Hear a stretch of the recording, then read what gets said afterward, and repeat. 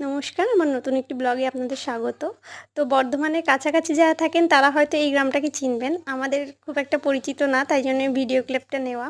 তো তারপরে আমরা কিন্তু আজকে বেরিয়েছি বর্ধমানে সায়েন্স সেন্টারের উদ্দেশ্যে। তো আমাদের ড্রপ নিতে এসেছিল জামাইবাবুর অ্যাসিস্ট্যান্ট আর তার সঙ্গে ড্রাইভার। তো সেখান থেকে আমাদের ওনারাই পুরোটা ঘুরিয়ে দেখিয়েছে।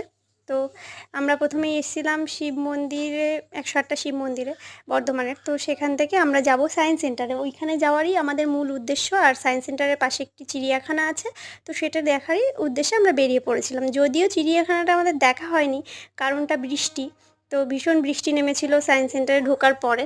তো আমাদের আর কোথাও ঘোরা হয়নি, ওই সায়েন্স সেন্টার থেকেই সোজা বাড়ি ফিরেছি। তো চলো আমরা এই সায়েন্স সেন্টারে চলে এসেছি, আর আসার মুখেই দেখুন কে আমাদের স্বাগত জানাচ্ছে, একটা বড় ডাইনোসর।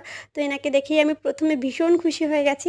তো তারপরে আস্তে আস্তে ভেতরে গিয়ে ভীষণ ভালো লেগেছে, অনেক জিনিস দেখেছি, অনেক কিছু শিখেছি, অনেক কিছু ট্রাই করেছি, হয়নি। তো সব মিলিয়ে খুব একটা ভালো দিন কেটেছে।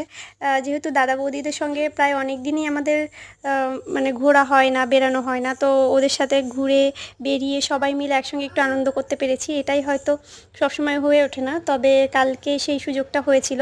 আর খুব ভালো কেটেছে দিনটা। আর কিছু কিছু জিনিসের ক্লিপ আপনাদের নিয়ে দেখিয়েছি, যেগুলো আমার খুবই ভালো লেগেছে। সব হয়তো দেখানো সম্ভব না ফোনের মাধ্যমে। তো বর্ধমানের কাছাকাছি যারা আছেন বা কেউ যদি বর্ধমান ঘুরতে আসেন, অবশ্যই যেয়ে দেখবেন, জায়গাটা সত্যি খুব ভালো। তো তারপরে দেখুন এই এই আয়নাটা কত সুন্দর না, একটা আয়নায় নিজেকে কতবার কত দিক থেকে দেখা যাচ্ছে।